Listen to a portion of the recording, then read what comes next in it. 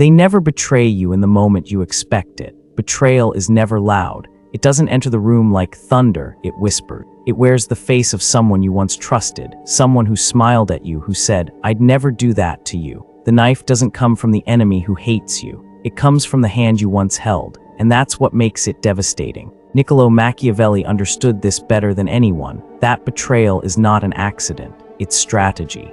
It's calculation wrapped in the disguise of affection. He saw it happen in courts, kingdoms, and friendships alike, every act of treachery following the same quiet rhythm. The signs are always there. Most people just don't want to see them. Here's the thing, before someone betrays you, they rehearse it in their mind. Long before the act, the heart withdraws. You'll feel it, the subtle distance, the missing warmth in their tone, the new excuses they invent. They begin editing the story of your relationship, replacing moments of loyalty with quiet resentment. They'll say, "I'm just tired," or "You've changed." But underneath those words lies a shift. They're no longer on your side. And once that shift begins, it's irreversible. Machiavelli once said that men never do evil for evil's sake. They justify it with reasons that make sense to them. That's how betrayal begins, not with malice, but with rationalization. The first warning sign is envy disguised as admiration. They'll tell you they're proud of you. They'll cheer you on, but their eyes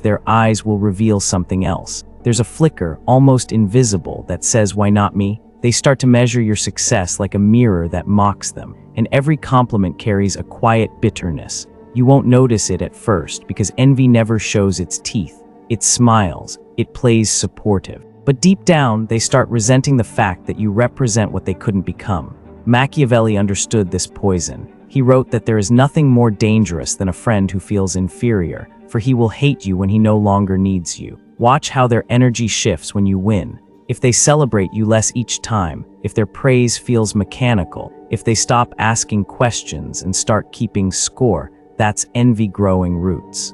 They'll start finding flaws in your victories, mocking you behind jokes, or reminding you of your past mistakes under the guise of keeping you humble. It's a defense mechanism. They're trying to pull you down to their level so they don't have to confront their own inadequacy. Here's what's dangerous about envy. It hides under loyalty. They'll keep showing up, they'll keep pretending, but every interaction becomes a quiet competition. Machiavelli wrote that you should never trust a man who envies you, no matter how kind his words, because envy does not die, it waits. It calculates. It finds your moment of vulnerability and then strikes when the cost of betrayal feels justified. And make no mistake, they will always find a justification. Envy whispers that you deserved it, that you became arrogant, that you left them behind. The envious heart doesn't betray because it hates you. It betrays because it needs to believe it's the hero in its own story. But envy is only the first shadow. The second warning sign is loyalty without boundary. The person who swears they'd never betray you is the one you should watch most closely. True loyalty doesn't announce itself. It proves itself quietly over time through small acts of consistency. But false loyalty, it performs, it overcompensates, it tries too hard. They'll say, "I'd do anything for you," and they'll mean it, until the cost of that loyalty becomes inconvenient. Machiavelli saw this pattern again and again among princes and advisors. The flatterers, the sycophants, the ones who bowed the lowest were always the first to switch sides when the power shifted. Why? Because their loyalty was never to you.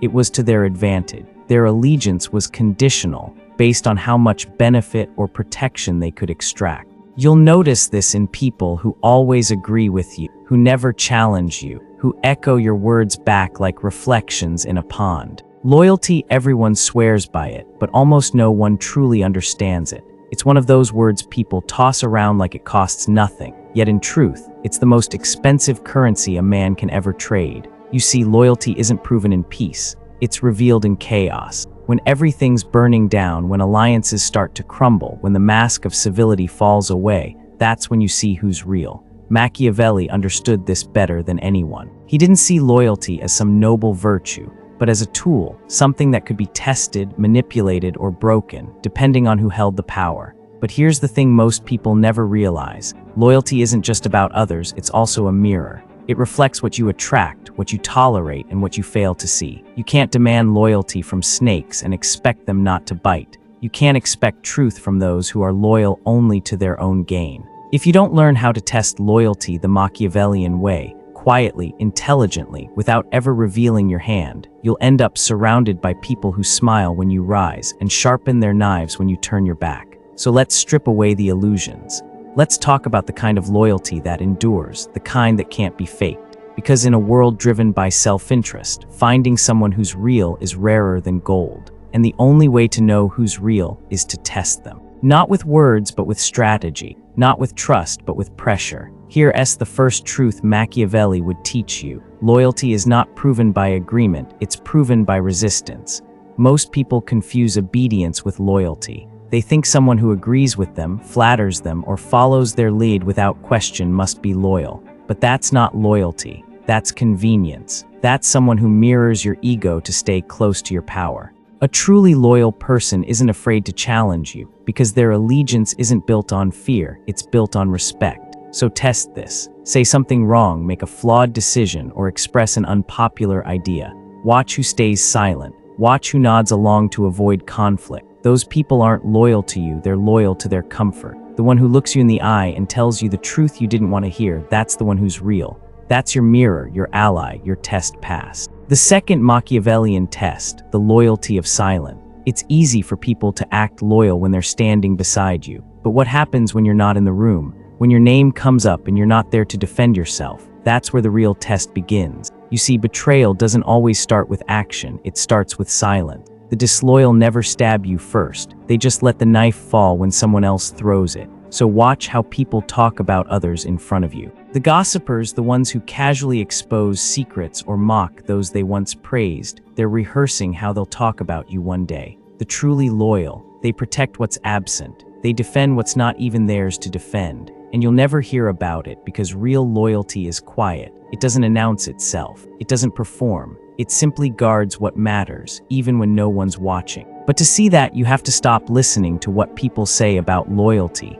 and start observing how they behave when there's no reward attached. That's where the third test begins, the loyalty of loss. Machiavelli wrote that men are quicker to forget the death of a father than the loss of a fortune. He was right. If you want to know who's loyal, take away what benefits them. Remove their comfort, their advantage, their opportunity. Then watch. When you can no longer give, who still stays. When your light fades, who doesn't move toward another flame? That's loyalty. Most people are loyal only as long as it's profitable, emotionally, socially, financially. But the rare few remain even when standing beside you costs them something. They absorb the fire meant for you, not because they expect a reward, but because they made a silent promise to stand their ground. That's the kind of person you can build empires. The rest, they're just visitors, temporary allies wearing permanent smiles. The fourth test is where most people fail, the loyalty of envy. This one's subtle, because it doesn't show itself when you're struggling. It appears when you start to rise. Everyone loves the version of you that makes them feel superior or safe. But start succeeding, start growing beyond the image they had of you, and suddenly their loyalty fractures. You'll notice it in small shifts, a backhanded compliment, a faint pause before they congratulate you, an invisible wall that forms between your victory and their pride. Here's the brutal truth. People who can't celebrate your rise without feeling smaller are not loyal. They're competitors disguised as friends. Machiavelli warned rulers to beware of those who flatter too easily, for behind every false admirer lies the seed of envy. The loyal will push you forward even when it means staying in your shadow. The envious will pull you down just to feel tall again. And here's the most dangerous part. Envy rarely attacks directly. It waits, it listens, it finds your weak points. And one day it moves quietly, strategically, at the moment when you least expect it. That's why the most dangerous enemies often start as admirers. And the only protection you have is awareness. The moment you see envy flicker in someone's eyes, understand, loyalty has already died there. And then there's the final test, the loyalty of power. Give someone a small taste of authority, a fraction of influence, and you'll see their true character. Power doesn't corrupt people, it reveals them. The one who was humble under you may become cruel above you. The one who seemed loyal when they needed your help may turn arrogant the moment they no longer do. Machiavelli wrote, "The promise given was a necessity of the past. The word broken is a necessity of the present." Meaning, when power shifts, so does loyalty, unless it was genuine from the start. So test this. Delegate something valuable. Trust someone with real responsibility. Then observe what they do when your back is turned. Do they honor the position or exploit it? Do they strengthen your foundation or start building their own tower beside it? If they remain steady, if they lied with the same restraint and respect they showed as a subordinate, that's rare. That's loyalty proven in its purest form, not loyalty to you, but to principle, to purpose, to something higher than self-interest. That's the moment you'll understand Machiavelli's true genius. He never told you to trust no one. He told you to trust intelligently, to test before you believe, to watch the invisible threads of behavior that reveal the soul beneath the mask. Because loyalty, in the end, is not declared, it's demonstrated. The tragedy is that most people never test loyalty until it's too late. They wait until the betrayal has already unfolded, until the damage is done, until the knife has already entered. By then, it's not a lesson, it's a scar. But the wise learn to see the fracture before it splits. They pay attention to small things, the tone of a voice, the rhythm of a response, the hesitation before a promise. Because loyalty doesn't disappear all at once, it erodes quietly like a shoreline under the tide. You can feel it if you're attuned, a sudden distance, a softer tone, a different kind of silence. Most people ignore it. They call it overthinking, but it's not paranoia when patterns speak. Machiavelli's mind was wired for this kind of observation. He believed power wasn't just about control, it was about awareness. The one who sees the truth first controls the game. Here's something most people miss. Betrayal doesn't come from strangers. It comes from those who had enough access to hurt you. You open the door, you hand them the key, you trust their smile, and one day that smile carries poison. That's why emotional intelligence is a survival skill, not a luxury. It's not about being kind or agreeable. It's about reading the motives behind every gesture, every favor, every word that sounds too good. Ask yourself, why are they loyal? What's in it for them? Because there's always something. It might be power, proximity, validation, or even the illusion of safety. People don't follow you because they believe in you. They follow you because you serve something inside them. And the moment that need changes, so does their allegiance. That's the human condition, fluid, self-preserving, and beautifully treacherous. But don't let that make you bitter. The point isn't to lose faith in people, it's to understand them, to see them without illusions, and to choose your circle with precision. Machiavelli would tell you this: you can't control loyalty, but you can control access. Let people show you who they are without giving them the chance to destroy you. Set traps, not out of malice, but out of necessity. Give them opportunities to reveal their truth, and then step back. The real ones will strengthen your walls, the false ones will try to find the cracks. Both are useful. One shows you who to trust, the other shows you where to fortify. Think about your own history. The moments you were betrayed, they weren't random. They were predictable if you looked closely enough. Maybe there was a moment when your intuition whispered something you didn't want to hear. Maybe you ignored it because confronting the truth would have meant letting go of someone you loved, someone you needed, someone you thought was irreplaceable. That's how betrayal happens, not through deceit, but through denial. Every betrayal you've endured was a lesson you already saw coming. The mistake wasn't blindness, it was disbelief. You didn't want to believe that someone could change, that affection could rot into envy, that promises could turn to smoke. But power, success, and survival all demand one thing: the courage to see people as they are, not as you wish them to be. Loyalty, when it's real, doesn't need to be managed. It's consistent. It doesn't ask for attention. It doesn't fluctuate with convenience. It doesn't require validation. It simply is. It's the friend who doesn't announce their support, they just show up. The partner who doesn't need to be begged for honesty, they offer it. The ally who stands behind you even when no one's watching, because that's who they are, not who they pretend to be. But here's the uncomfortable truth. Sometimes the test of loyalty reveals that the disloyal person is you. We demand loyalty we haven't earned. We expect others to stay when we ourselves would have left. We want people to fight for us while we quietly calculate our exits. Loyalty isn't one-sided. It's a contract of integrity, not perfection, but intention. So before you test others, test yourself. Ask, do I stand by the people who have stood by me? Do I stay consistent when convenience fades? Or do I change colors when the wind shifts? Machiavelli wrote, "It is double pleasure to deceive the deceiver." But what he really meant was that manipulation only works on those who manipulate themselves first. If you lie to yourself about who you are and what you value, the world will lie to you right back. Self-deception invites betrayal. Self-awareness prevents it. The rarest kind of power is not control over others, it's control over your own attachments, because attachment clouds judgment. The moment you need someone to be loyal, you lose your leverage. You start excusing red flags, ignoring inconsistencies, rationalizing small betrayals. But the Machiavellian mind doesn't attach, it observes,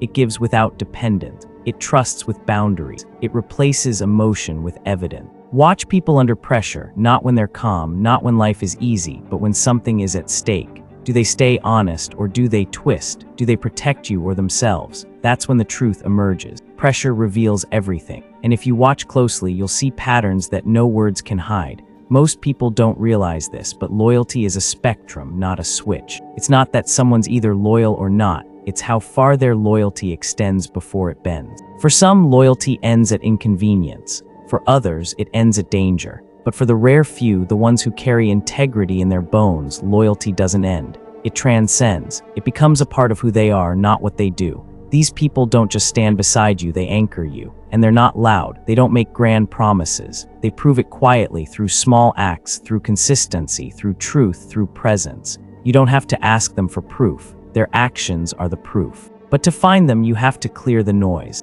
Because loyalty isn't found in crowds, it's found in silence. It's found in the people who stay when the crowd disperses, in the ones who believe when the world doubts, in the ones who never once have to say, "Trust me," because they've never given you a reason not to. And yet, this is where most people fail. They confuse chemistry with character. They mistake comfort for connection. They let charm blind them to truth. The disloyal often look the most loyal because they know the performance.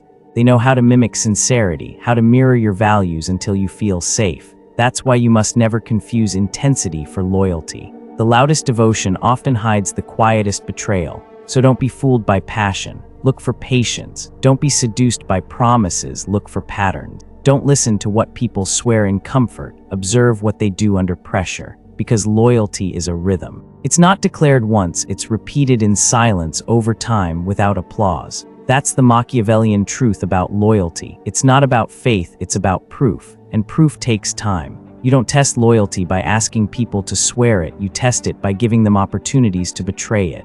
You let them choose freely without pressure, and you take note of which way they turn. You don't punish betrayal, you record it. You don't expose disloyalty, you outgrow it. That's how the strong survive, not through confrontation, but through quiet discernment. You don't need revenge on the disloyal. Their punishment is natural because betrayal carries its own decay. Those who betray once will betray again. It becomes a pattern, a habit, an infection of the soul. And sooner or later, the same lack of loyalty they showed to you will be shown to them. Machiavelli understood that you never need to destroy your enemies. You only need to give them enough power to destroy themselves. That's the final mastery, when you reach a place where loyalty isn't demanded, but deserved. When your presence alone filters the genuine from the false. When you've seen enough masks fall that you no longer chase words, you simply watch. And in that silence, truth reveals itself. There's a kind of power that comes when you no longer beg for loyalty, when you simply observe who gives it without being asked. That's when your perception sharpens, when your intuition becomes your shield. Because once you've been betrayed and survived it, you begin to see human nature for what it truly is. Not good, not evil, just self-interest. The Machiavellian doesn't hate this about people. He accepts it. He studies it. He uses it. Loyalty to him isn't a moral virtue, it's a strategic resource. It's a living thing that must be earned, tested, and maintained through balance. Too much trust and you invite deceit.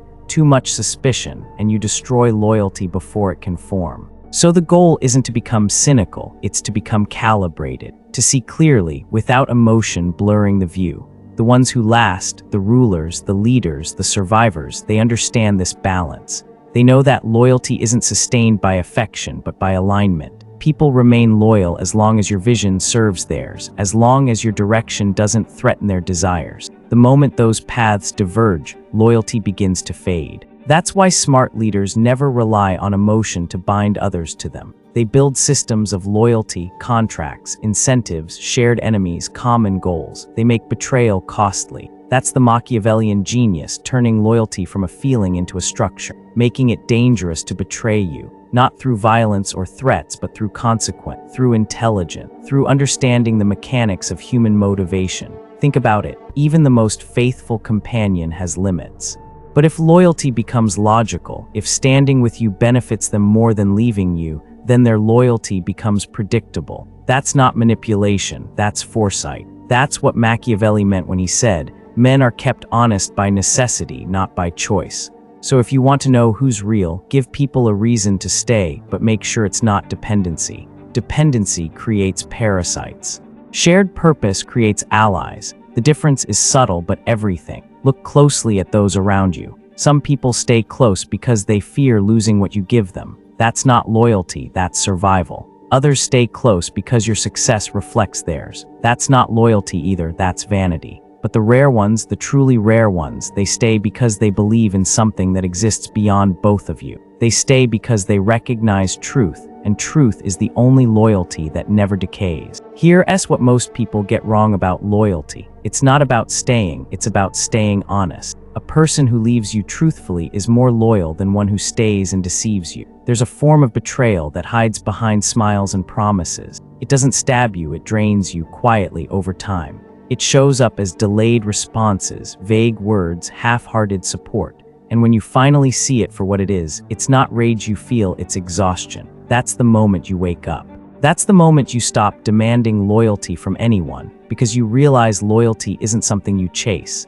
It's something you attract by embodying it. When you stand in your own truth, when you hold yourself to a code that can't be bought, the disloyal naturally fall away. They can't breathe in your atmosphere. They need drama, confusion, emotional leverage. But when your presence is built on clarity and self-respect, they have nowhere to hide. Their masks melt under the heat of your consistency. And here's where the transformation begins, when you stop needing people to stay and start valuing the lesson they leave behind. Every betrayal burns, but every burn hardens your vision. You start to see through tone, posture, hesitation. You learn to detect the tremor behind a compliment, the envy hidden behind curiosity. You become immune to charm, not because you're cold, but because you've been scorched enough times to recognize the fire. That's the paradox of loyalty. You only learn it through disloyalty. You only value what's real once you've been broken by what's fake. And once that awakening happens, you move differently. You speak less. You give slower. You study people before you invite them close.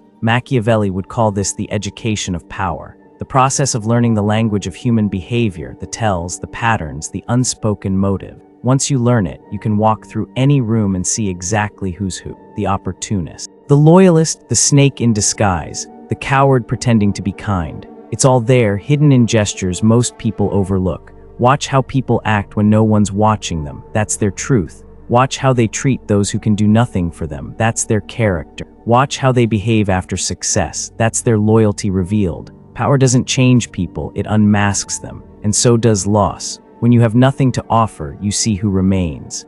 When you lose your power, your charm, your usefulness, that's when loyalty's mask either holds or falls apart. Most won't survive that test. Most will drift away as if your worth evaporated the moment your crown slipped. But that's the beauty of the fall it filtered. It removes illusion. It leaves only the real one standing beside you, unshaken, untempted, unbought.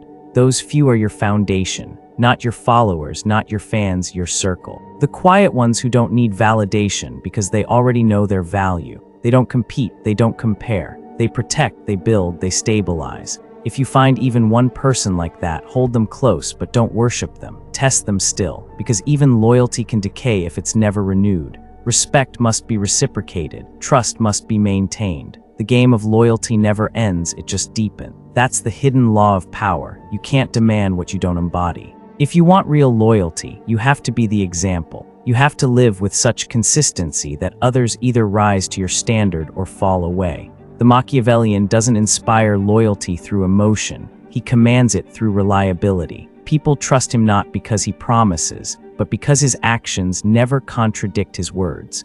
And if you want to know who's truly loyal, give them the freedom to walk away. Don't trap them with fear or obligation. Don't guilt them into staying, because real loyalty doesn't come from control, it comes from choice. When someone could leave, but doesn't, that's when you found the truth. When you start living this way, something remarkable happens. You stop chasing loyalty altogether. You stop trying to prove yourself, explain yourself, or defend your place in anyone's life. You simply stand still and watch who stands with you. That's what Machiavelli understood about power. That's what every strong mind eventually learns. When you move with clarity, loyalty reveals itself naturally. The real don't need convincing. The fake don't need confronting. The game plays itself. So ask yourself, who would stay if everything you gave was gone? Who would speak your name with the same conviction if you lost the status, the money, the light? who would defend you when there's no benefit, when it's inconvenient, when it costs them something. That's your answer. That's your circle. And once you see it clearly, once you strip the illusion from your connection, a calm enters you, a strength that no betrayal can touch.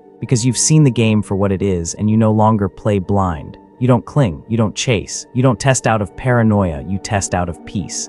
You test because you understand that loyalty isn't about control, it's about truth. And truth doesn't fear exposure, it only fears illusion. The deeper you go into understanding loyalty, the more you realize it was never really about others. It was always about you, about your discernment, your boundaries, your hunger for truth. Every betrayal, every disappointment, every fracture of trust, they weren't punishments, they were mirrors. They were showing you what you refused to see about yourself. Maybe you trusted too fast because you craved connection. Maybe you gave too much because you feared being alone. Maybe you ignored the signs because you wanted to believe someone was better than they were. And that's the cruel beauty of human nature. We don't just betray others, we betray ourselves first. You think you're protecting others from your suspicion, but really you're protecting your illusion from their truth. Because once you see people for who they are, you can't go back, you can't unsee it. And seeing clearly means letting go. That's the quiet brutality of awareness. It costs you comfort.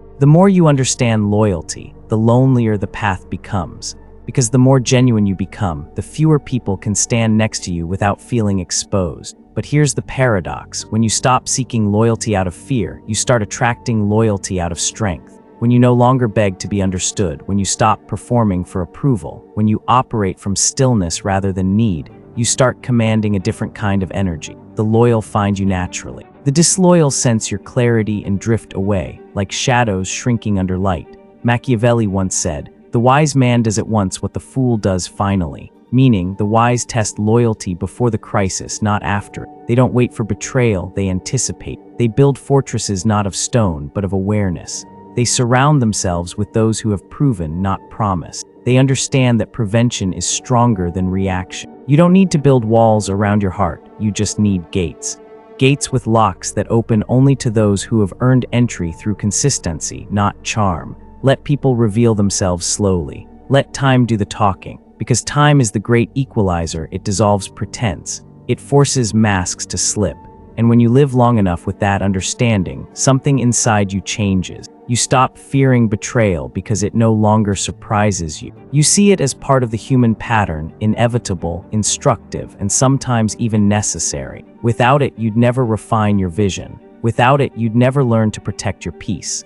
The ones who hurt you weren't just lessons, they were teachers of discernment. They showed you the cost of blindness. They burned away your naivety, leaving behind a sharper kind of wisdom. The kind that doesn't need revenge, doesn't need confrontation, doesn't even need closure. Just silence, calm, cutting silence.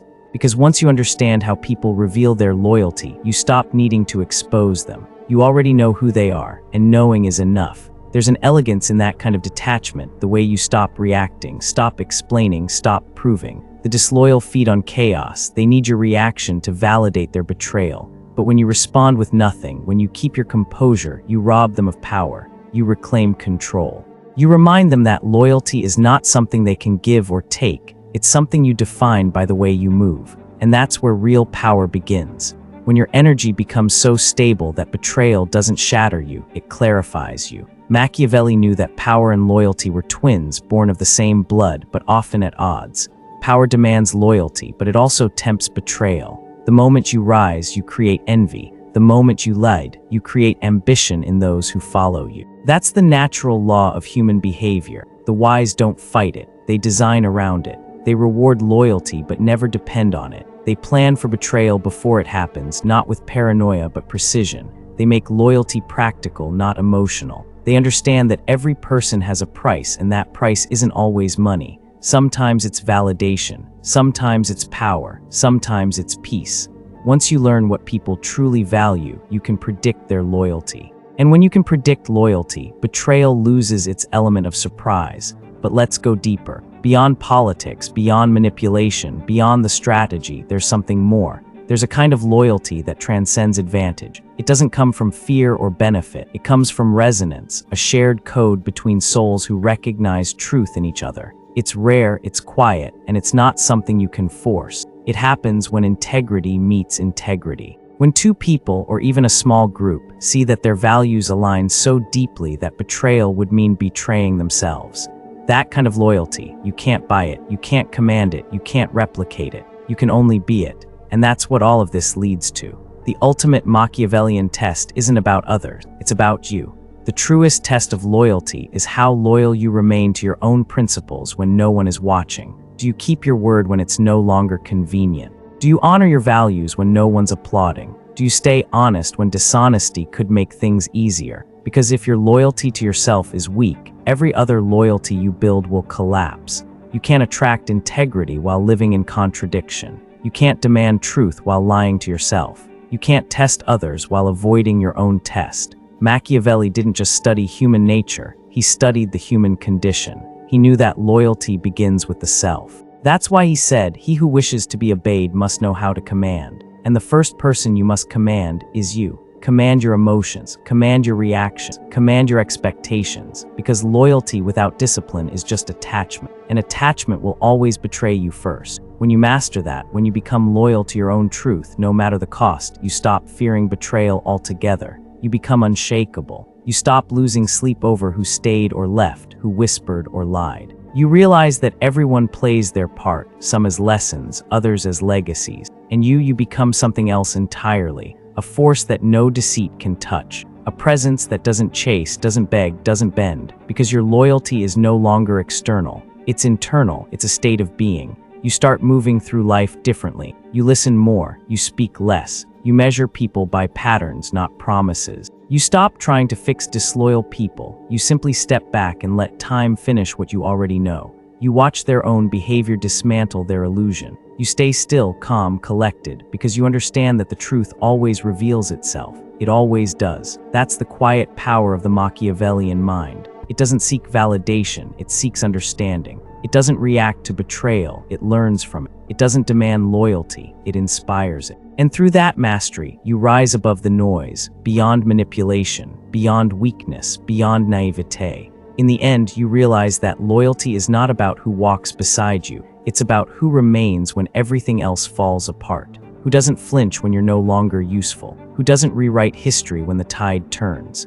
Those are the ones who have passed every test without even knowing they were being tested. And when you find them, those rare, steady souls who carry loyalty like a quiet oath, protect them. Not with fear, but with respect. Not with control, but with recognition. Let them know they are seen, not used. Valued, not owned. Because loyalty given freely is the most dangerous weapon in the world and the most sacred bond. But never forget, the first and last loyalty must always be to yourself, to your purpose, to your truth. Because when that foundation is unbreakable, no betrayal can truly wound you. It may sting, it may scar, but it cannot shake what is rooted in self-respect. So in the end, this isn't just a guide to spotting the loyal and the false. It's a mirror. It's a challenge. It's an awakening. To stop living in illusion. To see people clearly. To trust with eyes open. Because life will test you. People will test you. Power will tempt you. And in those moments when everything shifts, the only question that matters, the one Machiavelli would whisper in your ear, is this: are you loyal to the truth, even when it hurts? Because if you are, then no betrayal can break you. No mask can deceive you. No loss can define you. You've passed the final test. You've learned to see. You've learned to stand alone. And that, in the end, is the only loyalty that lasts forever.